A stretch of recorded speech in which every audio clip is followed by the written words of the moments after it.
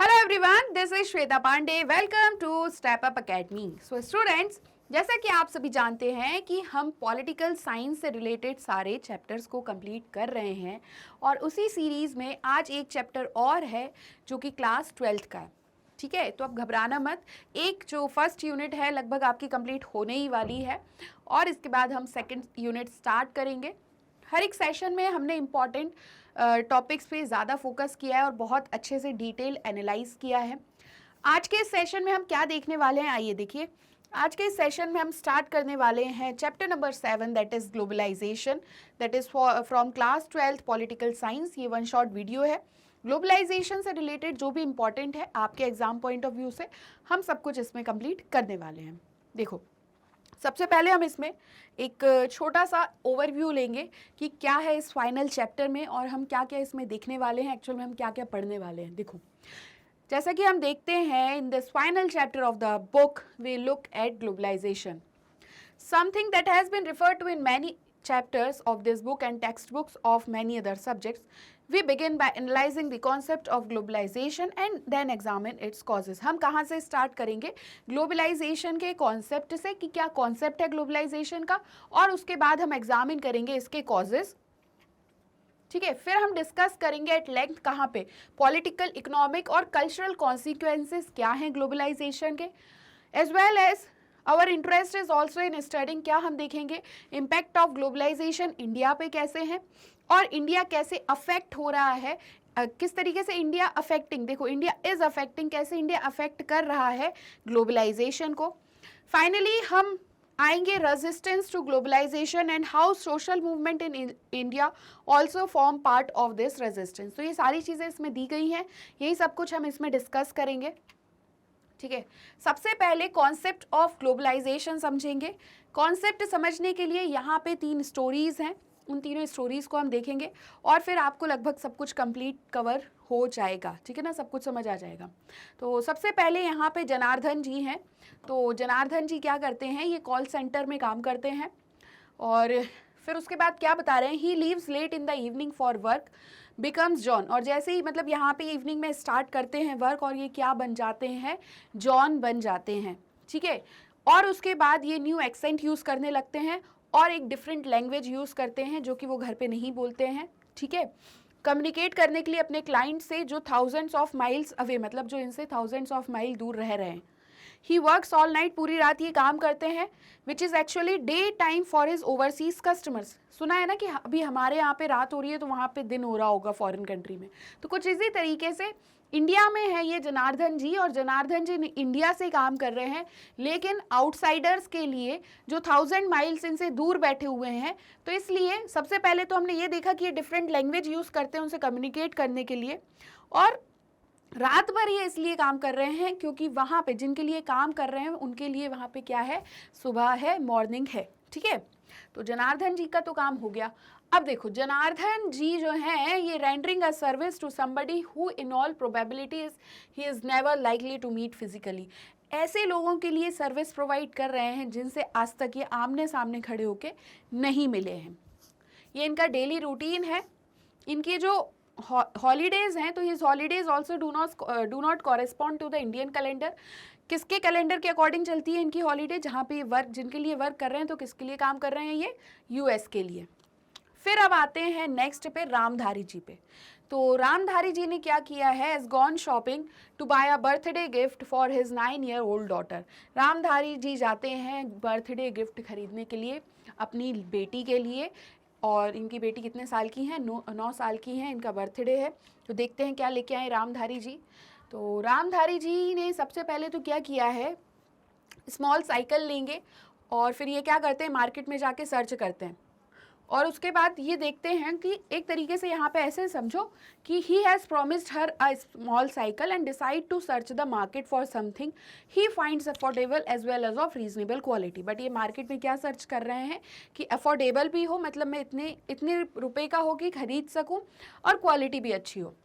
Finally ये cycle खरीदते हैं जो कि मैन्युफैक्चर हुई है चाइना में, बट मार्केटेड कहाँ पे हो रही है, इंडिया में, इन इंडिया। फिर इनकी क्वालिटी के अकॉर्डिंग इन्हें चीज़ें मिल जाती हैं, अफोर्डेबिलिटी भी रहती है। तो फिर रामधारी जी और आगे जाते हैं अपनी परचेज के साथ, और यहाँ देखा जाता है कि last year on his daughter's insistence had bought her a Barbie doll. ऐसी बारबी डॉल लेके आते हैं ये उनके लिए लास्ट ईयर अपनी बेटी के लिए। तो देख लीजिए ये बारबी डॉल है, ठीक है, which was originally manufactured in the US but was being sold in India. लेकिन मैन्युफैक्चर ये हुई है यूएस में और सोल्ड कहाँ पे कर रहे हैं, इंडिया में।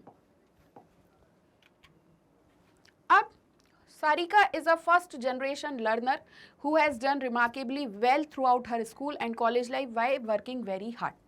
सारिका है यहाँ पे फर्स्ट जनरेशन लर्नर जिन्होंने रिमार्केबली बहुत अच्छे से मतलब स्कूल में और कॉलेज लाइफ में वर्क हार्ड करके अच्छे से हर एक चीज़ अचीव की है।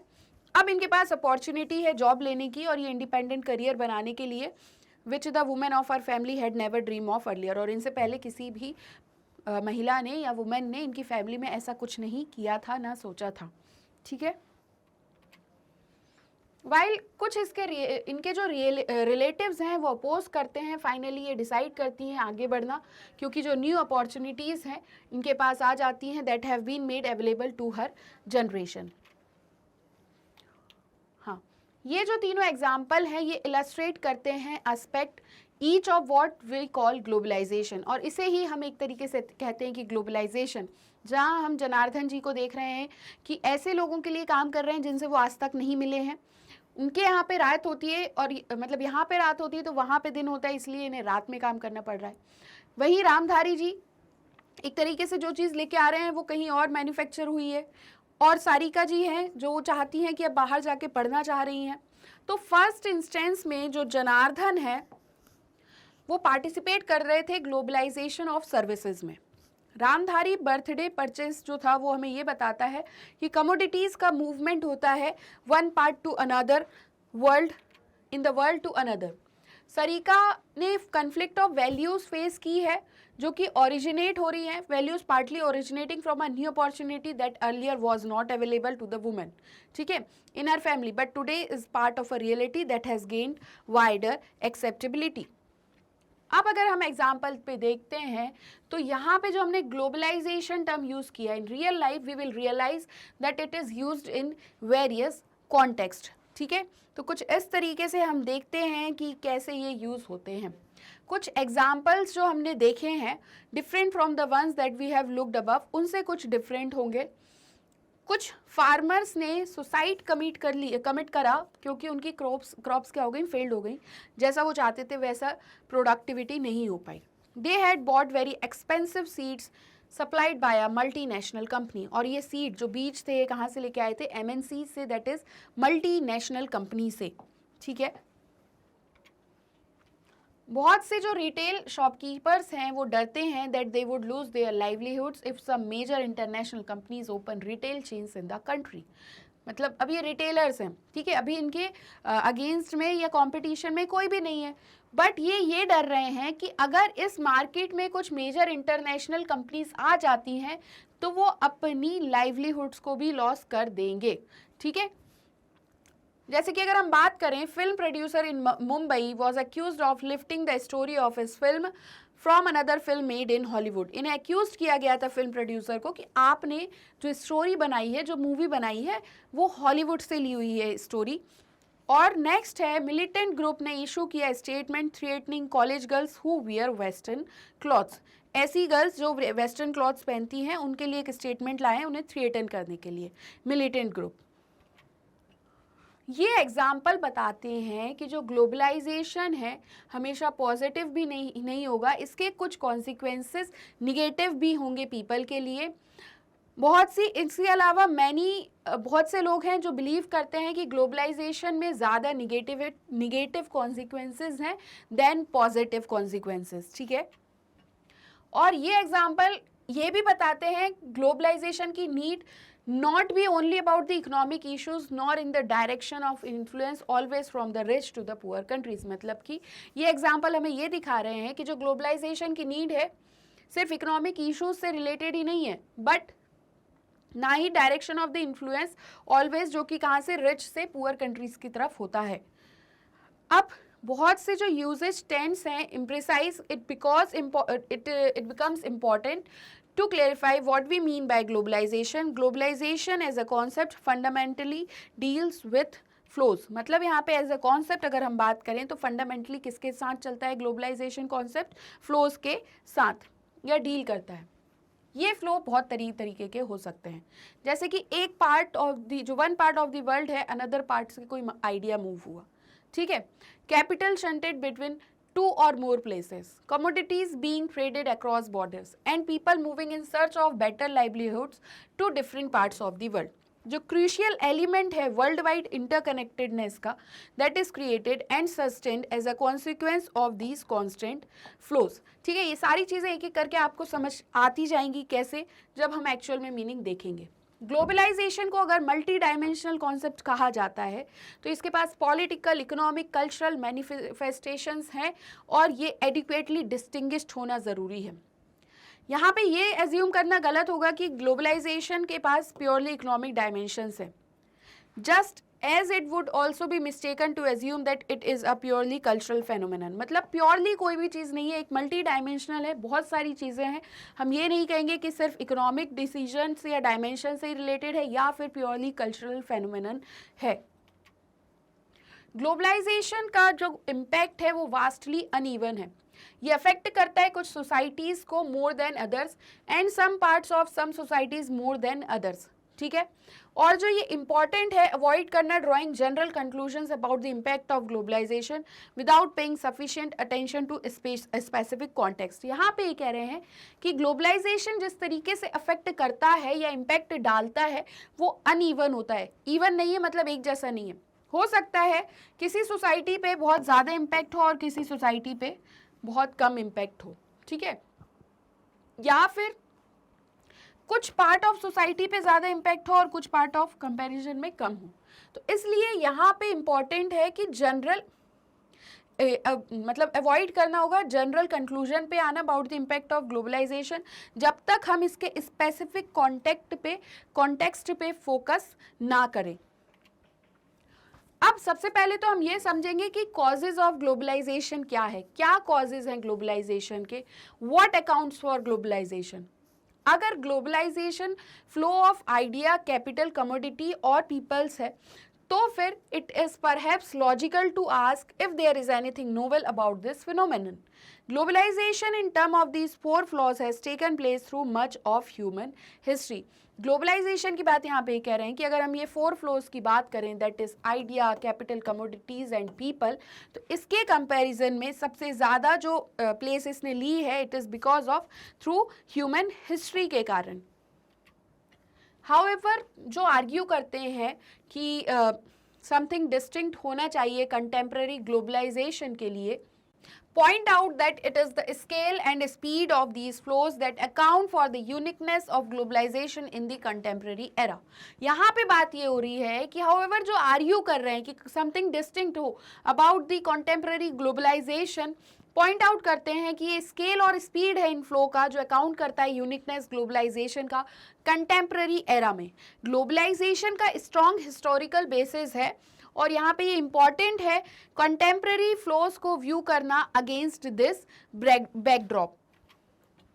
While globalization is not caused by any single factor, technology remains a critical element। ग्लोबलाइजेशन एक सिंगल फैक्टर से caused नहीं होता है, या technology that is remains a critical element. There is no doubt that the invention of the telegraph, कोई doubt नहीं है यहाँ पे किस चीज़ का, कि जैसे इन्वेंशन हुआ टेलीग्राफ का, टेलीफोन का, माइक्रोचिप का, मोर रिसेंट टाइम्स में इसने रिवॉल्यूशनाइज्ड किया है किस चीज़ को, कम्युनिकेशन को different parts of the world में। जब प्रिंटिंग इनिशियली आई थी तो यहाँ पे एक बेसिस हो गया था क्रिएशन ऑफ नेशनलिज्म का, ठीक है। ऑल्सो टुडे हम एक्सपेक्ट करते हैं कि टेक्नोलॉजी अफेक्ट करेंगी उस तरीके से जो कि हम सोचते हैं personally, but also occur our collective lives. जो एबिलिटी ऑफ आइडियाज़ है, कैपिटल, कमोडिटीज़ और पीपल है to move more easily from one part of the world to another has been made possible largely by technological advances. देखो जो भी ideas हैं, capital है, commodity है, एक तरीके से यहाँ पे लोग बाग हैं वो ज़्यादा बेहतर तरीके से एक जगह से दूसरी जगह वर्ल्ड में कैसे जा सकते हैं, only because of technological advances, और ये जो पेस है इनफ्लोज का ये वेरी होता है अलग अलग जगह पे। मान लो जैसे कैपिटल और कमोडिटीज का मूवमेंट है, ये बहुत जल्दी होगा, है ना, जल्दी होगा ना अगर हमें मूवमेंट करना है कैपिटल या कमोडिटी का, और वाइडर होगा comparison wise people across different parts of the world में। फिर globalisation however does not emerge merely because of the availability of improved communications, लेकिन ऐसा भी नहीं कह सकते कि एकदम merely emerged हुआ है ग्लोबलाइजेशन improved communications की वजह से, does not emerge merely, ठीक है। what is important is for people in different parts of the world, जो people हैं different parts of the world में उनके लिए important क्या है, to recognize these interconnections with the rest of the world. Currently, we are aware of the fact that events taking place in one part of the world could have an impact on another part of the world. Obvious है, कोई भी एक event जो एक part में हो रहा है world के, वो affect करेगा another part of the world में, ठीक है। जैसे कि अगर हम बात करते हैं बर्ड फ्लू या सुनामी की, ये confined नहीं है any particular nation में। और इजी एग्जाम्पल ले लो, कोरोना का ले लो, क्या कन्फाइंड था, एक एरिया में था, एक रीजन में था? ऐसा बिल्कुल नहीं था, स्प्रेड हुआ तो पूरे वर्ल्ड में हुआ, ठीक है। तो यहाँ पे बात यही कर रहे हैं कि जो ग्लोबलाइजेशन में हम देखें तो ये रिस्पेक्ट नहीं करता है नेशनल बाउंड्रीज को। अब अगर हेल्थ इश्यूज के अलावा, डिसीजेस के अलावा अगर हम इकोनॉमिक इवेंट्स देखते हैं, ठीक है, तो इकोनॉमिक इवेंट सिमिलरली जब मेजर इकोनॉमिक इवेंट्स होते हैं तो उनका impact outside their immediate local, national या रीजनल एनवायरनमेंट पे होता है एट द ग्लोबल लेवल। अब हम आते हैं पॉलिटिकल कॉन्सिक्वेंसेस पे। क्या है पॉलिटिकल कॉन्सिक्वेंसेस ग्लोबलाइजेशन के? अगर ये समझना है तो समझिए कि जो एक डिबेट है that has been generated as a consequence of contemporary process of globalisation relates to its ongoing political impact. कैसे ग्लोबलाइजेशन अफेक्ट करता है traditional conceptions of state sovereignty? There are at least 3 aspects हैं जिसे हमें कंसिडर करना पड़ेगा इस क्वेश्चन के आंसर को, कि कैसे ग्लोबलाइजेशन अफेक्ट कर रहा है traditional conceptions of state sovereignty, ठीक है। सबसे पहले जो मोस्ट सिंपल लेवल है, ग्लोबलाइजेशन रिजल्ट किस चीज में आता है? Erosion of state capacity, that is the ability of government to do what they do, ठीक है। ऑल ओवर द वर्ल्ड, जैसे कि the old welfare state is now giving way to a more minimalist state that performs certain core functions, जैसे कि maintenance of law and order and security of its citizens। यहाँ पे ये कह रहे हैं पूरे वर्ल्ड में जो एक ओल्ड वेलफेयर स्टेट है, ठीक है ना, इसे अब एक नया तरीका कैसे दे रहे हैं? now giving way to a more minimalist state, जो कि परफॉर्म कर रहे हैं कुछ कोर फंक्शंस जैसे लॉ ऑर्डर मेंटेन करना, security of its citizens. However, ये विड्रॉ करता है many of its earlier welfare functions directed at economic and social well-being. In place of the welfare state में मार्केट ही है जो प्राइम डिटर्मिनेंट होता है इकोनॉमिक और सोशल प्रायोरिटीज़ का, ठीक है। जो एंट्री या फिर इंक्रीज रोल है एमएनसीज का ऑल ओवर द वर्ल्ड में, इसके कारण क्या होता है? रिडक्शन होता है कैपेसिटी ऑफ द गवर्नमेंट में डिसीजंस लेने के लिए अपने खुद के, क्योंकि स्टेट में मान लो एमएनसीज आ चुकी हैं तो अब स्टेट को डिसीजंस लेने में कहीं ना कहीं तक कुछ प्रॉब्लम अराइज होती है। तो यहाँ पे वो यही बात कर रहे थे। वेलफेयर स्टेट की अगर हम बात करें, जो ज़्यादा मोर मिनिमलिस्ट स्टेट पे आ रहा है, तो वो होते हैं जहाँ पे कैसे फंक्शंस हो रहे हैं कि लॉ और ऑर्डर मेंटेन हो रहा है, सिक्योरिटी हो रही है सिटीजन्स की। बट ऐसी जगह पे अगर बहुत से अर्लियर वेलफेयर फंक्शंस जो हैं वो इकोनॉमिक और सोशल वेलबींग पे होते हैं। अब अगर यहाँ पे मार्केट जो है ये डिटर्मिनेंट होता है इकोनॉमिक और सोशल प्रायोरिटीज़ का, और यहीं पे अगर एमएनसीज आ जाती हैं तो गवर्नमेंट को डिसीजंस लेना थोड़ा सा टफ हो जाता है अपने ही लिए। उसी टाइम पे ग्लोबलाइजेशन हमेशा रिड्यूस नहीं करता है स्टेट कैपेसिटी को। जो प्राइमेसी है स्टेट कंट्रीज़ की to be the unchallenged basis of political community, जो प्राइमेसी है हो स्टेट्स की वो कैसे कंटिन्यू होती है? अनचैलेंज्ड बेसिस जो है पॉलिटिकल कम्युनिटी के। ओल्ड जेलेसीज और राइवलरीज अगर कंट्री के बीच में हैं that have not cease to matter in world politics, but ये कैसे हैं? The old jealousies and rivalries between states या countries have not ceased, इन्होंने seized नहीं करते हैं यहाँ पे in matter of world politics. State continue रखता है अपने एसेंशियल फंक्शंस को डिस्चार्ज करने में, जैसे लॉ एंड ऑर्डर है, नेशनल सिक्योरिटी है, और कॉन्शियसली विड्रॉ करता है कुछ डोमेन्स जो ये चाहता है, ठीक है। स्टेट यहाँ पे क्या है, मेन यही बात कर रहे हैं कि states continue to be important. Indeed कुछ रिस्पेक्ट्स में स्टेट कैपेसिटी रिसीव करती हैं बूस्ट जैसे as a consequence of globalisation with enhanced technologies available at the disposal of the state to collect information about its citizens. यहाँ पे ये कह रहे हैं कि कुछ रिस्पेक्ट में जो स्टेट कैपेसिटी है वो एक बूस्ट यहाँ पे आता है, और उसका रीज़न क्या है, कॉन्सिक्वेंस क्या है, ग्लोबलाइजेशन, क्योंकि यहाँ पे एक अच्छी तरीके से टेक्नोलॉजीज अवेलेबल होती हैं डिस्पोज करने के लिए, इंफॉर्मेशन कलेक्ट करने के लिए अबाउट इट्स सिटीजन्स। इस इंफॉर्मेशन के साथ स्टेट बेटर तरीके से रूल कर सकता है, not less able, thus states powerful हैं than they were earlier as an outcome of the new technology. Communication के थ्रू, टेक्नोलॉजीज़ के थ्रू काफ़ी अच्छे से इंफॉर्मेशन कलेक्ट कर सकता है और काफ़ी अच्छे से लॉ एंड ऑर्डर मेंटेन कर सकते हैं, ठीक है। अब हम आते हैं economic consequences. While everything may not be known about the economic facets of globalisation, देखो एक तरीके से पूरी चीज़ तो हमें पता नहीं चल सकती है या फिर हम ना जान सकते हैं कि इकोनॉमिक फेसेट्स कैसे हैं ग्लोबलाइजेशन के, बट ये जो पर्टिकुलर डायमेंशन है इकोनॉमिक, अगर हम बात करें तो ये शेप करता है किस चीज़ को, large part of the content और डायरेक्शन ऑफ कंटेम्प्रेरी डिबेट्स को, जिसे जो सराउंड करते हैं क्या, ग्लोबलाइजेशन को। A part of the problem has to do with defining economic globalisation itself. किस तरीके से इकोनॉमिक ग्लोबलाइजेशन को हम डिफाइन करेंगे। देखो जो इकोनॉमिक ग्लोबलाइजेशन है वो कहाँ से अपनी अटेंशन इमीडिएटली ड्रॉ करेगा, अगर इकोनॉमिक वर्ड है तो कहाँ से आएगा, ऑब्वियस है इंटरनेशनल इंस्टीट्यूशंस के रोल से, और वो कौन से होंगे, इंटरनेशनल मॉनेटरी फंड या फिर वर्ल्ड ट्रेड ऑर्गेनाइजेशन, और या वो जो रोल प्ले करते हैं इकोनॉमिक पॉलिसीज़ को डिटरमाइन करने में अक्रॉस द वर्ल्ड में। Yet globalisation must not be viewed in such narrow terms, लेकिन ग्लोबलाइजेशन को हम इस तरीके से भी व्यू नहीं कर सकते हैं नैरो टर्म में। इकोनॉमिक ग्लोबलाइजेशन में बहुत सी चीज़ें ऐसी हैं other than international institutions.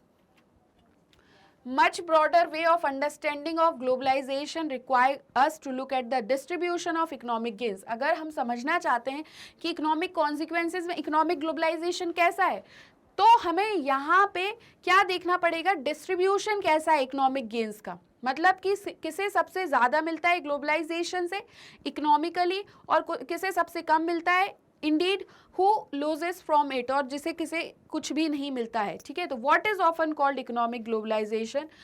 Often अगर हम बात करें कि इकोनॉमिक ग्लोबलाइजेशन कैसा है, तो यूजुअली ये इन्वॉल्व करता है greater economic flows among different countries of the world में। अगर आ जाए क्वेश्चन तो यही लिखना है, ठीक है, कि इकोनॉमिक ग्लोबलाइजेशन के बारे में। एक सेकेंड, ठीक है। अब some of this is voluntary and some forced by international institutions and powerful countries। तो कुछ यहाँ पे ये चीज़ें voluntary होती हैं और कुछ यहाँ पे कौन force करता है, तो यहाँ पे कुछ international institutions और powerful country force करते हैं। अगर हमने कुछ जो ये एग्जाम्पल पढ़े हैं, ये फ्लो और एक्सचेंज कुछ एग्जाम्पल से हम ले सकते हैं, that is commodities, capital, people and ideas. Globalisation ने इन्वॉल्व किया है ग्रेटर ट्रेड कमोडिटीज़ में अक्रॉस द ग्लोब, रिस्ट्रिक्शंस भी इम्पोज किए हुए हैं डिफरेंट कंट्रीज से, या फिर अलाउ किया import of other countries have been reduced, और या फिर different countries on allowing the, देखो ऐसे समझो कि यहाँ पे ये कह रहे हैं कि इसमें ग्रेटर ट्रेड इन्वॉल्व है कमोडिटीज़ का अक्रॉस दी ग्लोब, मतलब कि पूरे ग्लोब में, या फिर ये जो ग्लोब बना हुआ है इस पे समझो इसे, ठीक है। तो जो रिस्ट्रिक्शंस इम्पोज किए गए हैं डिफरेंट कंट्रीज़ में, वो किस चीज़ पे है, अलाउ करने पे imports of other countries have been reduced. तो यहाँ पे जो इम्पोर्ट्स अलाउ कर रहे हैं, on allowing the imports of other countries have been reduce, ठीक है। सिमिलरली अगर हम बात करें restrictions on movement of capital across countries की, तो ये भी रिड्यूस हुआ है। ऑपरेशनल टर्म्स में इसका मतलब ये है कि इन्वेस्टर्स क्या करते हैं, रिच कंट्रीज़ में इन्वेस्ट करते हैं। In the rich country can invest their money in countries other than their own including developing countries where they might get better returns. और यहाँ पे एक तरीके से ये कह रहे हैं कि जैसे अगर हम कैपिटल की बात करें, इन्वेस्टमेंट की बात करें, तो ये भी कहीं ना कहीं कैसे रिड्यूस हुआ है। ऑपरेशनल टर्म में investors in the rich country can invest their money in countries other than their own. Investors क्या करेंगे, रिच कंट्री में अदर कंट्रीज में इन्वेस्ट करेंगे, ना कि अपनी कंट्री के अलावा। और किस कौन से इंक्लूड करते हैं, डेवलपिंग कंट्रीज में, जहां इन्हें बेटर रिटर्न्स मिल सकता है। Globalization has also led to the flow of idea across national boundaries. अब फ्लो ऑफ आइडियाज कैसे, कैपिटल पढ़ा, कमोडिटी पढ़ा, जो स्प्रेड ऑफ इंटरनेट और अगर हम कंप्यूटर रिलेटेड सर्विसेज की बात करें तो ये एग्जाम्पल है किस चीज़ का, फ्लो ऑफ आइडियाज़ का। काफ़ी तरीके से देखा होगा इंटरनेट और कंप्यूटर से कैसे आपको भी आसानी से कोई भी आइडिया अगर चाहिए मिल जाएगा, तो ये फ्लो ऑफ आइडिया भी है। But globalization has not led to the same degree of increase in the movement of people across the globe. लेकिन वहीं अगर हम पीपल की बात करें तो ये सेम डिग्री हमें इंक्रीज नहीं मिलती है, degree of increase. Developed countries carefully क्या करते हैं, अपनी बॉर्डर्स को गार्डेड करते हैं वीज़ा पॉलिसीज से, ये इंश्योर करने के लिए कि अदर कंट्रीज़ के citizens can not take away the jobs of their own citizens. मतलब अदर कंट्री के सिटीजन्स अगर इस हमारी कंट्री के अंदर आ रहे हैं तो ये यहीं के लोगों की नौकरी ना ले जाए, ये इंश्योर करते हैं। तो ये वीज़ा पॉलिसीज से गार्ड करते हैं अपनी बॉर्डर्स को।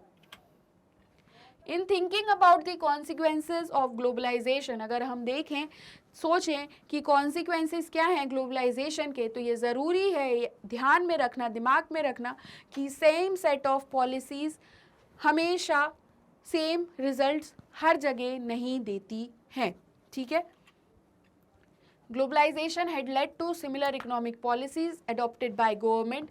ग्लोबलाइजेशन कैसा है, सिमिलर इकोनॉमिक पॉलिसीज जो गवर्नमेंट अडॉप्ट करती हैं different parts of the world में, ये जनरेट करता है different outcomes different parts of the world में। तो ऑब्वियस है सब जगह सेम नहीं होगा, हमने पॉलिटिकल साइंस में यही पढ़ते हुए आ रहे हैं कि एक जैसी चीज़ सब जगह नहीं हो सकती है, कुछ ना कुछ डिफरेंसेस के साथ जरूर होगी।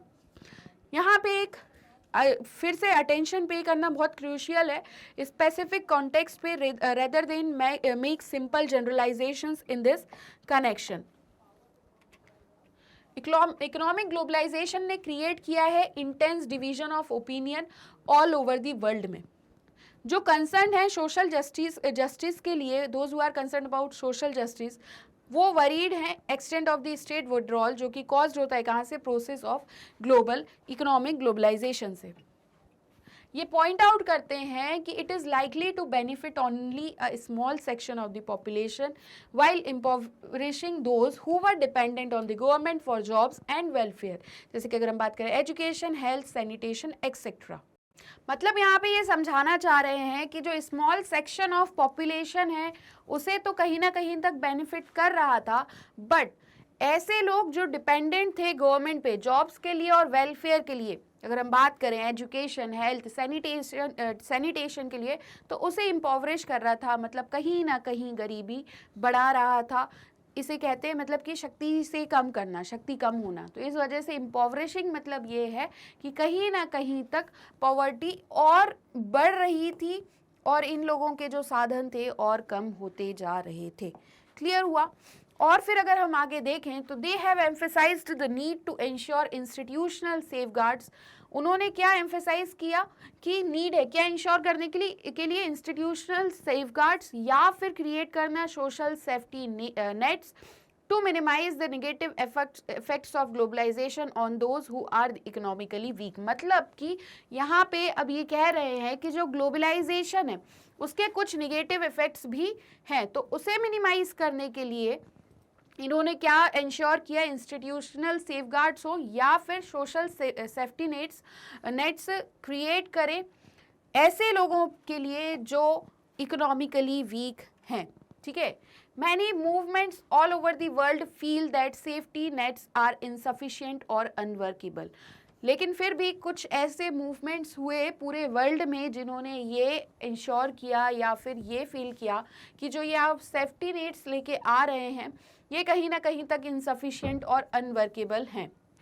दे have called for a halt to forced economic globalization for its results would lead to economic ruin for the weaker countries, especially for the poor within these countries. यहाँ पे ये कह रहे हैं कि एक halt इस तरीके से आया जिसने टू फोर्स इकोनॉमिक ग्लोबलाइजेशन, और इसके रिजल्ट क्या होते हैं, इकोनॉमिक रूइन होता है वीकर कंट्रीज का, स्पेशली उन लोगों का जो पुअर रहते हैं विद इन दीज कंट्रीज. कुछ इकोनॉमिस्ट ने डिस्क्राइब किया इकोनॉमिक ग्लोबलाइजेशन को as recolonization of the world. ठीक है, जो एडवोकेट्स रहे, जो वकील रहे, एक तरीके से कहते हैं ना इकोनॉमिक ग्लोबलाइजेशन के, वो आर्ग्यू क्या कर रहे थे कि ये जनरेट करता है ग्रेटर इकोनॉमिक ग्रोथ को और वेलबींग को larger sections of the populations when there is deregulation. ठीक है, उसके बाद अगर हम बात करें तो ग्रेटर ट्रेड अमंग कंट्रीज ने भी अलाउ किया हर एक इकोनॉमी के साथ क्या, to do what it does best.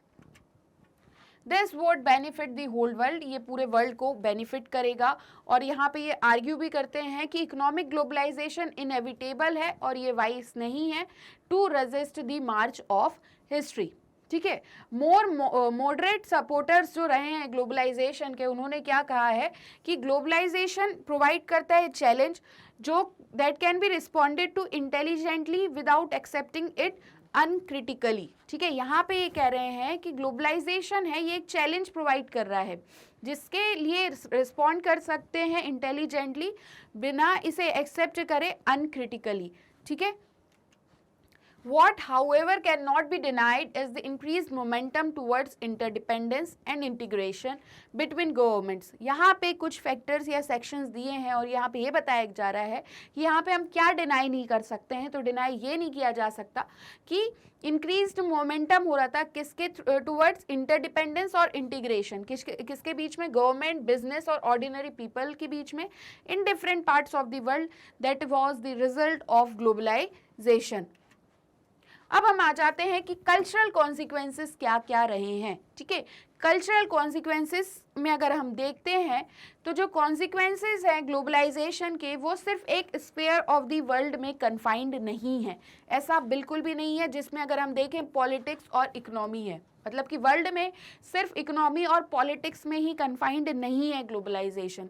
कहीं ना कहीं तक ये हमारे घर को भी इफेक्ट करता है कि हम क्या खा रहे हैं, क्या पी रहे हैं, क्या हम पहनते हैं, and Indeed in what in think, और हम क्या व्हाट वी थिंक, क्या हम सोचते हैं, इन सारी चीज़ों पे भी कॉन्सिक्वेंसेस हैं. It shapes what we think are our preferences. ये कैसा शेप करता है, एक तरीके से कि जो भी हम सोच रहे हैं ये हमारे प्रेफरेंसेस हैं. Cultural effect of globalization leads to the fear that this process poses a threat to cultures in the world. यहाँ पे ये कह रहे हैं कि जो कल्चरल इफेक्ट है ग्लोबलाइजेशन का, इससे क्या हो सकता है, ये एक डर पैदा कर रहा था कि जो कल्चर है वर्ल्ड का, कहीं ना कहीं ये इसे थ्रेट करेगा. ठीक है, इस तरीके से अब थ्रेट कैसे करेगा, It does so because globalization leads to the rise of a uniform culture. यहाँ पे कह रहे हैं कि ग्लोबलाइजेशन कैसा जा रहा है, यूनिफॉर्म कल्चर, मतलब कि एक कल्चर सब जगह, और what is called cultural homogenization, जिसे हम क्या कहते हैं, कल्चरल होमोजेनाइजेशन भी कहते हैं. यूनिफॉर्म कल्चर जैसे ही बढ़ेगा तो इससे हम ये नहीं कह सकते is not the emergence of a global culture. ठीक है, What we have in the name of a global culture is the imposition of Western culture on the rest of the world. अब ग्लोबलाइजेशन में जहाँ से भी effect हो रहा है वहीं का कल्चर इन्फ्लुएंस होगा. अगर आज की डेट में हम देखें तो ज़्यादा से ज़्यादा लोग किस चीज़ से ज़्यादा इन्फ्लुएंस हो चुके हैं, वेस्टर्न कल्चर से. तो वही बात यहाँ पे बताया जा रहा है कि ग्लोबल कल्चर के नेम पर ये क्या कर रहे थे, वेस्टर्न कल्चर का इम्पोजिशन होता हुआ दिख रहा था on the rest of the world. हमने एक सॉफ्ट पावर ऑफ यूएस पढ़ा है, hegemony in US hegemony in chapter 3 हमारी बुक के अकॉर्डिंग लिखा हुआ है. बट अगर आप फर्स्ट चैप्टर देखेंगे जो मैंने पढ़ा चुका है, द एंड ऑफ बाइपोलैरिटी, उसमें आपको सॉफ्ट पावर के बारे में समझ आ जाएगा, तो ज़रूर देख लीजिएगा वो चैप्टर. जो पॉपुलैरिटी है, अगर हम देखें बर्गर या ब्लू जीन्स की, जो हमने वहाँ पे ब्लू जीन्स के बारे में भी पढ़ा था, सम argue has a lot to do with the powerful influence of the American way of life. ठीक है, मतलब अगर हम देखें कि जो पॉपुलैरिटी बढ़ी है बर्गर की, ब्लू जीन्स की, तो ये सारी चीज़ें क्या है, एक तरीके से ये बता रहे हैं कि जो पावरफुल इन्फ्लुएंस है किसका, अमेरिकन वे ऑफ लाइफ का। तो जो कल्चर है politically, the culture of the politically and economically dominant society leaves it's imprint on a less powerful society. तो जो पॉलिटिकली और इकोनॉमिकली डोमिनेंट सोसाइटी है, अगर हम यूएस का एग्जांपल लें तो ये अपना इम्प्रिंट छोड़ देती है किस पे, पावरफुल, लेस पावरफुल सोसाइटी पे, and the world begins to look more like the dominant power wishes it to be. और वर्ल्ड कैसा दिखने लगता है, मतलब देखने लगता है अपने आप को जो डोमिनेंट पावर चाह रही है कि हाँ ऐसी चीज़ें हो। तो इस तरीके से कुछ बर्गर और ये ब्लू जीन्स वाले एग्जाम्पल्स हैं, आप लोगों को भी आज के डेट में बहुत ज़्यादा पसंद होंगे। तो एक तरीके से इसे कह सकते हैं कि ये ग्लोबलाइजेशन का ही इफेक्ट है, ठीक है। अब यहाँ पे बात ये हो रही है कि those who make this argument often draw attention to the McDonaldization, ठीक है।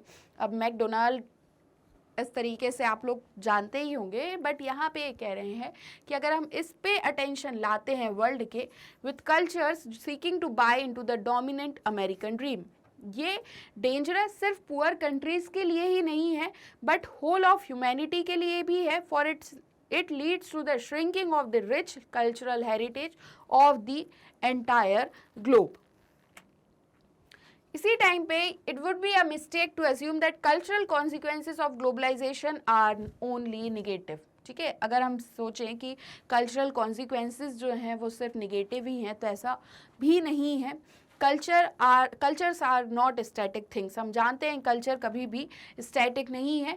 आज जो हम कल्चर देख रहे हैं, हो सकता है आज से 10 साल बाद कुछ और कल्चर हमें देखने को मिले, ठीक है। जिस तरीके से अगर हम बात करें हमारी हिस्ट्री की, कल्चर अलग था, आज का कल्चर अलग है। तो कल्चर स्टैटिक थिंग नहीं है, हमेशा चेंज होता रहता है, ठीक है।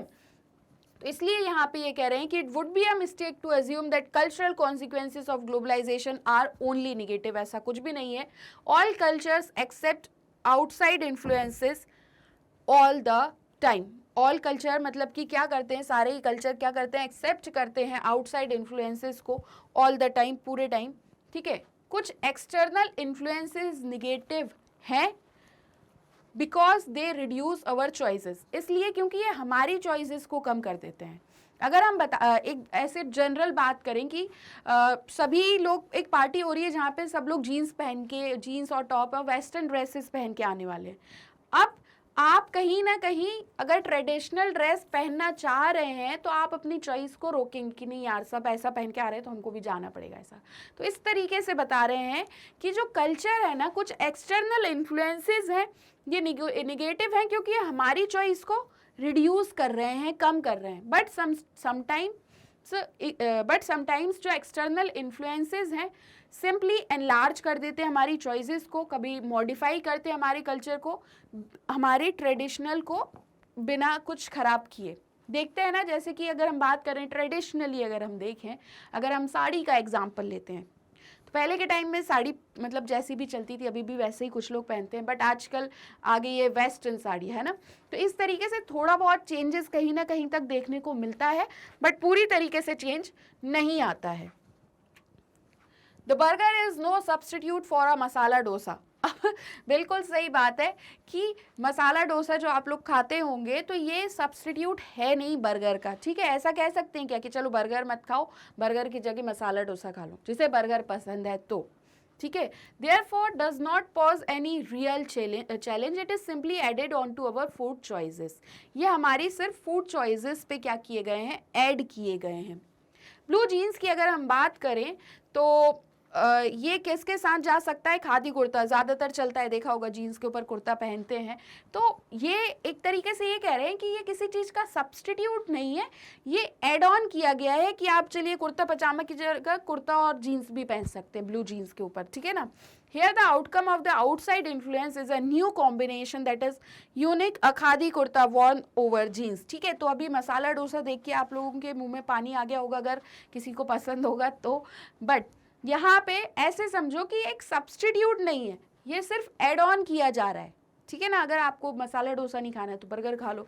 ब्लू जीन्स का एग्जांपल लें तो खादी कुर्ता के ऊपर जीन्स के ऊपर कुर्ता पहनना है, एक नया क्या हो गया है, कॉम्बिनेशन हो गया है। और Interestingly, this clothing combination has been exported back to the country that gave us blue jeans so that it is possible to see young Americans wearing a kurta and jeans. तो अगर हम young American की बात करें तो यहाँ पे कुछ पिक्चर्स हैं. अब आप इन लोग को बढ़िया कोट वोट में देख रहे हैं. तो ये यहाँ पे ये कह रहे हैं कि जो क्लॉथिंग कॉम्बिनेशन है ये क्या होता है, exported back to the country. तो यहाँ पे ये that gave us blue jeans so that it is possible to see young Americans wearing a kurta and jeans. ठीक है. While cultural homogenization जो है ये एक aspect है globalization का, of globalization, the same process also generates precisely the opposite effect. It leads to each culture becoming more different and distinctive. अगर हम देखें कि और अपोजिट इफेक्ट क्या है तो हर एक कल्चर अब बहुत डिफरेंट और डिस्टिंक्टिव होता जा रहा है. इसे हम कहते हैं कल्चरल हेटेरोजेनाइजेशन. ठीक है. This is not to deny that there remain differences in power when cultures interact, but instead more fundamentally to suggest that cultural exchange is rarely one way. मतलब कि यहाँ पे जो एक डिफरेंसेस है पावर में जब कल्चर्स अगर इंटरेक्ट हो रहे हैं, बट इंस्टेड मोर फंडामेंटली ये सजेस्ट कर रहे हैं कि जो कल्चरल एक्सचेंज है इज रियरली वन वे. अब हम आ जाते हैं इंडिया एंड ग्लोबलाइजेशन पे. ठीक है. अब जब हम हमारे भारत के बारे में पढ़ेंगे तो आप सभी को बेहद खुशी होने वाली है. इसलिए क्या होता है ना, देखो एक कॉन्फिडेंस बिल्डअप होता है. जब आपको हर चीज़ों के बारे में पता रहता है तो आप बहुत आसानी से आंसर दे सकते हैं. अभी हम ये तो एक कहानी की तरह पढ़ रहे हैं ऐसे समझ लो, या नॉलेज गेन करने के लिए. इंडिया के बारे में आप लोग सब कुछ जानते हैं, कुछ नहीं जानते होंगे तो जान जाएंगे. अब हम पढ़ेंगे इंडिया और ग्लोबलाइजेशन. तो आ जाओ जल्दी से इंडिया एंड ग्लोबलाइजेशन पे. We said earlier that globalization has occurred in earlier periods in history in different parts of the world. अभी हमने क्या कहा था कि जो ग्लोबलाइजेशन है वो कैसे ऑकर हुआ है या अकर्ड हुआ है. तो इन अर्लियर पीरियड्स में in history in different parts of the world. ठीक है.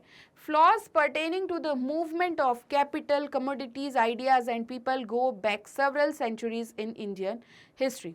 और जो ये फ्लॉज हैं pertaining to the movement of, ये जो चार चीज़ें अभी हम पढ़ ही रहे हैं, कैपिटल, कमोडिटीज, आइडियाज और पीपल, ये क्या होता है, go back several centuries in Indian history. तो देखते हैं पीछे जाके और किस तरीके से सेवरल सेंचुरीज के पहले इंडियन हिस्ट्री में हम अगर देखें तो देखो ये चार चीज़ें तो याद ही रखना, capital, commodities, idea and people. Capital, commodities, ideas and people.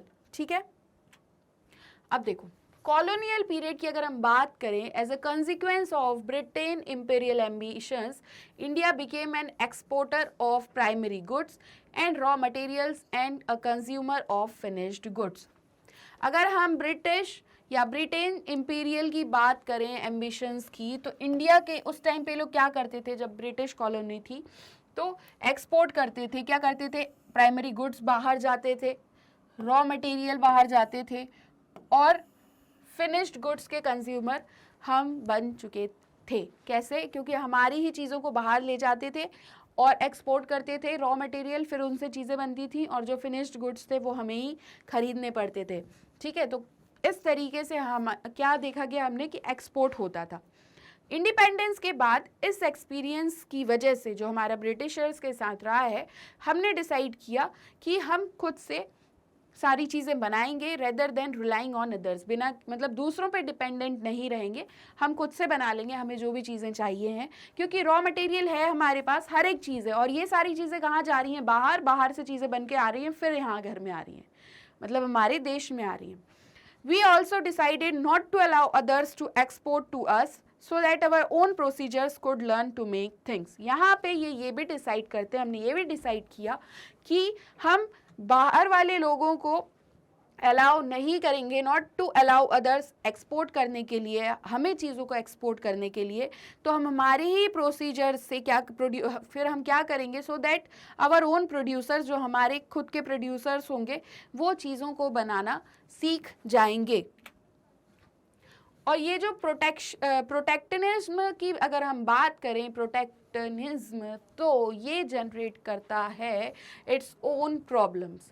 While some advances were made in certain arenas, critical sectors such as health, housing and primary education did not receive the attention they deserved.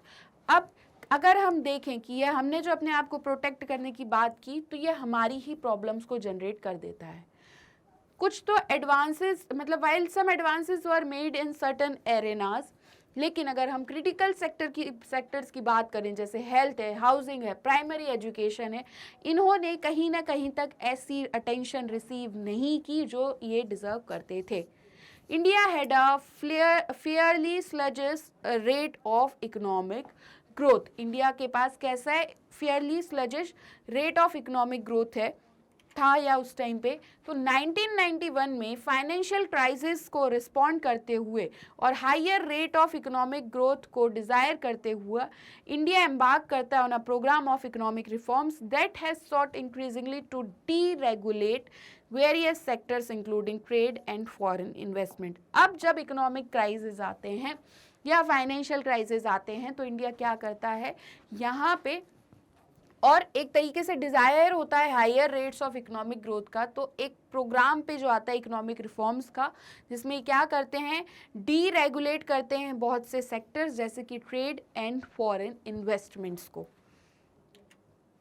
While it may be too early to say how good this has been for India, लेकिन इतनी जल्दी नहीं कहा जा सकता था कि India trade and foreign investment को अगर रिड्यूस करे तो सारी चीज़ें ठीक हो जाएंगी। The ultimate test is not high growth rates as making sure that the benefits of growth are shared so that everyone is better off। यहाँ पे ये कह रहे हैं कि सिर्फ हाई ग्रोथ रेट्स बनाने की ही बात नहीं है, यहाँ पे बात यह है कि जो ग्रोथ हो रही है उसे शेयर किया जाए हर एक व्यक्ति को। अब अगर हम बात करें रेजिस्टेंस टू ग्लोबलाइजेशन से, तो हमने ये देखा कि ग्लोबलाइजेशन एक कॉन्टेंशियस सब्जेक्ट है and has invited strong criticism all over the globe, और सभी जगह से एक ना कुछ क्रिटिसिज्म तो झेलना पड़ा ही है। ठीक है, तो जो क्रिटिक्स हैं ग्लोबलाइजेशन के, वो वैरायटी ऑफ आर्ग्यूमेंट्स बनाते हैं। देखो, जब भी कोई भी चीज़ इस्टेब्लिश होती है या कोई भी चीज़ आप ले लीजिए, उसके क्रिटिकल एनालिसिस ज़रूर होते हैं, मतलब कुछ पॉजिटिव्स बताए जाते हैं, कुछ निगेटिव्स बताए जाते हैं, और फिर दोनों को साथ में रखते हुए एनालाइज किया जाता है कि हाँ ठीक है, ग्लोबलाइजेशन में ऐसा हो रहा है बट थोड़ा सा ऐसा चेंज कर लेंगे तो ऐसा अच्छा हो जाता है। इस तरीके से यहाँ पे भी कुछ ऐसी चीज़ें की गई हैं। देखो, those on the left argue that contemporary globalization represents a particular phase of global capitalism that makes the rich richer and fewer and the poor poorer। ठीक है, ये लाइन अभी भी हम कहीं ना कहीं देखने को मिल जाती है कि रिच रिचर हो रहे हैं, पुअर पुअरर हो रहे हैं। ठीक है, वही ये बात कर रहे हैं कि जो लेफ्ट साइड में थे या फिर जो निगेटिव की तरफ देख रहे हैं, वो आर्ग्यू करते हैं कि जो कंटेम्प्रेरी ग्लोबलाइजेशन है ये ग्लोबल कैपिटलिज्म का फेज दिखाता है, जिसमें जो अमीर व्यक्ति हैं वो और अमीर बन रहे हैं और जो पुअर हैं, जो गरीब हैं, वो और गरीब होते जा रहे हैं। Weakening of the state leads to a reduction in the capacity. अब जब स्टेट वीक हो रहा है तो कैपेसिटी ऑफ द स्टेट में भी रिडक्शन हो रहा है to protect the interest of its poor. जिस तरीके से मतलब जो स्टेट की कैपेसिटी है कि अपने पुअर्स या गरीबों की इंटरेस्ट को प्रोटेक्ट कर सकें, वो भी कहीं ना कहीं तक कम हो रहा है। अब अगर पॉलिटिकल राइट एक्सप्रेस अगर बात करें तो critics of globalization from the political right ये एक्सप्रेस करता है anxiety over the political, economic and cultural effects. Political terms में यहाँ पे एक डर बना रहता है वीकनिंग ऑफ द स्टेट का। Economically they want a return to self reliance and protectionism, मतलब कि यहाँ पे इन्हें रिटर्न में क्या चाहिए था कि हम सेल्फ रिलायंट हो जाएं, हम प्रोटेक्टेड हों at least in certain areas of the economy में। कल्चरली अगर हम बात करें तो वो ये देख रहे थे कि जो हमारा ट्रेडिशनल कल्चर है वो हार्म्ड हो जाएगा और पीपल क्या करेंगे, lose their age old values and ways. मतलब कहते हैं ना कि जो अभी बातें चली आ रही हैं, पुरानी बातें हैं या जो संस्कृति है, अगर हम फॉलो नहीं करेंगे तो हमारी आने वाली जनरेशन को कौन बताएगा कि ऐसा होता था, वैसा होता है, ऐसा होता है, ऐसे ट्रेडिशंस है, ऐसी तरह तरह की चीज़ें हैं। बिल्कुल सही है एक तरीके से, और वही चीज़ का इन्हें डर है कि कहीं ना कहीं इन्हें टेंशन है कि हमारे जो ट्रेडिशनल कल्चर है वो हार्म्ड होंगे और पीपल क्या करेंगे, will lose their age old values and ways. यहाँ पे एक चीज़ इम्पॉर्टेंट है नोट करने की कि जो एंटी ग्लोबलाइजेशन मूवमेंट्स हैं उन्होंने भी पार्टिसिपेट किया ग्लोबल नेटवर्क्स में और aligning with those who feel like them in other countries. मतलब एक कंट्री से इन्होंने स्टार्ट किया इस तरीके से कुछ ग्लोबलाइजेशन की बातें, और फिर क्या कर रहे हैं दूसरी कंट्री में जाके अगर इन्हीं की तरह थिंकिंग है किसी की तो उनके साथ अलाई हो जाते हैं, कर लेते हैं। या फिर बहुत से एंटी ग्लोबलाइजेशन मूवमेंट्स रहे हैं are not opposed to the idea of globalization per se as much they are oppose to a specific program of globalization. मतलब इन्होंने आइडिया ऑफ ग्लोबलाइजेशन अपोज नहीं किया है बट कुछ स्पेसिफिक प्रोग्राम ऑफ ग्लोबलाइजेशन को oppose किया है जिसे वो एक इंपेरियलिज्म के फॉर्म में देख रहे थे। अगर हम ब्लू जीन्स का एग्जांपल लें, बर्गर का एग्जांपल लें, ब्रिटेन इंपेरियलिज्म हमारे यहाँ पर उस टाइम का एग्जांपल लें। फिर क्या होता है 1999 में at the world trade organization ministerial meeting, WTO की मिनिस्टीरियल मीटिंग होती है वर्ल्ड ट्रेड ऑर्गेनाइजेशन की। जब मिनिस्टीरियल मीटिंग होती है तो यहाँ पे कुछ वाइड स्प्रेड प्रोटेस्ट होते हैं at the सीटल aliasing unfair trading practices by the economically powerful states. यहाँ पे कुछ नहीं है, ये बता रहे हैं कि WTO में मिनिस्टीरियल मीटिंग के टाइम पे कुछ अपोजिशन रहते हैं और वो क्या अपोज करते हैं, वो कहते हैं कि अनफेयर ट्रेडिंग प्रैक्टिसेस हो रही है ऐसे स्टेट के द्वारा जो इकोनॉमिकली पावरफुल हैं। यहाँ पे आर्ग्यू करते हैं कि जो इंटरेस्ट है डेवलपिंग वर्ल्ड का वो are not given sufficient important in the evolving global economic system. मतलब आप एक जिस तरीके का ग्लोबल इकोनॉमिक सिस्टम इवॉल्व कर रहे हैं उसमें डेवलपिंग कंट्रीज को बिल्कुल भी इम्पोर्टेंस नहीं दी जा रही है। वर्ल्ड सोशल फोरम की अगर हम बात करें द WSF, ये अनदर ग्लोबल प्लेटफॉर्म है। ये क्या करता है which brings together a wide coalition composed of human rights activist. मतलब यहाँ पे भी एक कोलिशन है जिसमें ह्यूमन एक्टिविस्ट हैं, इन्वायरमेंटलिस्ट हैं, लेबर है, यूथ है, वुमेन एक्टिविटीज़ के लिए ये सारी चीज़ें, youth and women activist opposed to new liberal globalization. ठीक है, क्लियर हुआ। तो ये कैसा है वर्ल्ड सोशल फोरम, यहाँ पे एक तरीके से कॉलिशन है जिसमें ह्यूमन राइट्स एक्टिविस्ट हैं, इन्वायरमेंटलिस्ट हैं, लेबर, यूथ और वुमेन एक्टिविस्ट हैं। अपोज्ड टू किस चीज़ के लिए है ये, opposed to new liberal globalization. First meeting होती है पोर्टो एलेग्री ब्राज़ील में इन 2001 और फोर्थ WSF मीटिंग हुई है मुंबई में 2004 में। इसको बहुत अच्छे से याद कर लीजिएगा और एक बार फुल फॉर्म भी याद कर लीजिएगा। तो क्या फुल फॉर्म देखा हमने WSF का, वर्ल्ड सोशल फोरम। ठीक है, अब हाँ एक और जो लेटेस्ट WSF मीटिंग हुई थी वो ब्राज़ील में हुई थी इन मार्च 2018 में। अब हम देखते हैं India and resistance to globalization. What has been India's experience in resisting globalization. जो एक प्रतिरोध या विरोध किया जा रहा है ग्लोबलाइजेशन का, तो इंडिया का कैसा एक्सपीरियंस रहा है।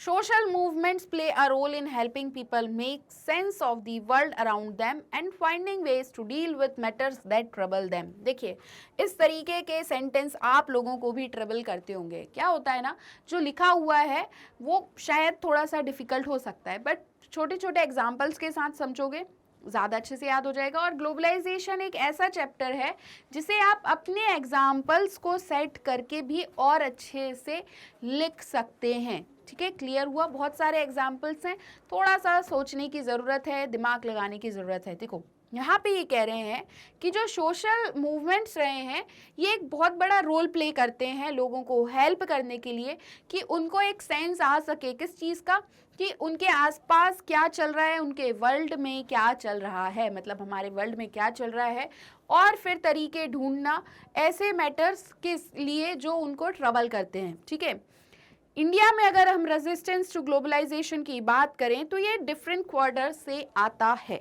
ठीक है, जैसे कि अगर हम बात करें सर्टेन प्लांट्स की पेटेंटिंग, जैसे नीम की अमेरिकन ने की, यूरोपियन फर्म्स ने ऑल्सो जनरेटेड कंसिडरेबल अपोजिशन। ऐसे समझो the patenting of certain plants like Neem bye American and European firms has also generated considerable opposition. अब नीम प्लांट की पेटेंटिंग, एक पहले तो ऐसे समझो पेटेंटिंग क्या, यहाँ पे पेटेंटिंग करा ली हमने कि एक तरीके से सिर्फ हमारे यहाँ पे क्या हो रहा है कि ये नीम है या इसके स्पेशलाइजेशन है, तो ये अमेरिकन और यूरोपियन फर्म्स ने क्या जिस तरीके से पेटेंटिंग की बात की, तो ये जनरेट करता है कंसिडरेबल अपोजिशन को, ठीक है। तो फिर क्या होता है, कुछ चीज़ें जैसे there have been left wing protest to economic liberalization voiced through political parties as well as through forums like the Indian Social Forum। जैसे कि इकोनॉमिक लिबरलाइजेशन वॉइस की हम बात करें तो ये प्रोटेस्ट जैसे कि थ्रू पॉलिटिकल पार्टीज और as well as through forums, जैसे कि हम देखते हैं इंडियन सोशल फोरम के थ्रू प्रोटेस्ट। ट्रेड यूनियंस की अगर हम बात करें, इंडस्ट्रियल वर्कफोर्स की, एज वेल एज जो रिप्रेजेंट करते हैं फार्मर इंटरेस्ट का, इन्होंने भी क्या किया है, ऑर्गेनाइज किए हैं प्रोटेस्ट को against the entry of multinationals. हम स्टार्टिंग में ही अभी हमने बात की थी कि एमएनसीज आ जाती हैं तो कहीं ना कहीं तक एक थ्रेटनिंग रिटेलर्स को हो जाती है। ठीक उसी तरीके से इंडस्ट्रियल वर्कफोर्स और ऐसे लोग जो फार्मर इंटरेस्ट को प्रोटेक्ट करते हैं, उन्होंने भी प्रोटेस्ट किए हैं against the entry of multinationals. जो पेटेंटिंग की अगर हम बात करें तो ये भी कंसिडरेबल अपोजिशन लाता है, ये अभी जैसे कि हमने देखा। अब जो रेसिस्टेंस है, resistance to globalization has also come from the political right. This has taken the form of objecting particularly to various cultural influences ranging from the availability of foreign TV channels provided by cable networks। जैसे कि अगर हम बात करें कि political right के through भी resistance to globalisation आया है, जैसे कि अगर हम बात करें कुछ कल्चरल इन्फ्लुएंस को ये ऑब्जेक्ट करते हैं। जैसे अगर हम बात करें फॉरेन टीवी चैनल्स की अवेलेबिलिटी जो केबल नेटवर्क्स प्रोवाइड करते हैं, और इम्पॉर्टेंट अगर हम देखें तो वैलेंटाइन डे का सेलिब्रेशन, ठीक है, ये आप देखना जैसे ही वैलेंटाइन डे आता है तो प्रोटेस्ट चालू हो जाते हैं। हमारा कोई भी त्यौहार नहीं है ऐसा कुछ, ये बाहर के लोगों ने सिखा दिया हमारे लोगों को और बिगाड़ डाला है, ठीक है ना, एक तरीके से। तो इस चीज़ का प्रोटेस्ट भी पॉलिटिकल राइट के थ्रू किया जाता है। And westernization of the dress taste of girl students in schools and colleges. अगर हम ड्रेस की बात करें तो वेस्टर्नाइजेशन जो होता जा रहा है, तो भी स्कूल्स या कॉलेजेस में तो एक तरीके से अपोजिशन होता है पॉलिटिकल राइट के थ्रू कि ये सारी चीज़ें तो वेस्टर्न में थी। आप लोग देखा ही होगा जैसे स्कूल और कॉलेजेस की अगर हम बात नहीं करें, ऑब्वियस है, हम बहुत अगर घर की बात करें तो आपने देखा होगा कि दादा दादी ही कह देते हैं कि हमारे ज़माने में ऐसे कपड़े बिल्कुल नहीं चलते थे, आज के टाइम में तो पता नहीं क्या क्या पहनने लग गए हैं लोग बाग। ये सब बाहर के लोगों की वजह से आया है, ठीक है। तो यही सारी चीज़ें एक तरीके से, और इन चीज़ों को ऑब्जेक्ट किया जाता है अपोजिशन के लिए या अपोज करने के लिए, ठीक है। क्लियर हुआ, और इसी के साथ ये चैप्टर भी समाप्त होता है। आप लोगों को बहुत अच्छे से समझ आ गया होगा कि ग्लोबलाइजेशन क्या है, कौन से कॉन्सिक्वेंसेस हैं, कौन से फैक्टर्स हैं। जैसे कि हर एक चीज़ की पॉजिटिव साइड भी है और नेगेटिव साइड भी है, तो सेम ऐसे ही ग्लोबलाइजेशन का भी है।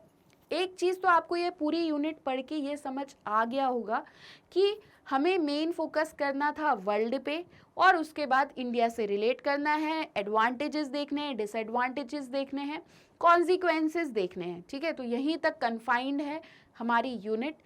सारे चैप्टर्स हमारे यहाँ तक फर्स्ट यूनिट के कंप्लीट हो गए हैं।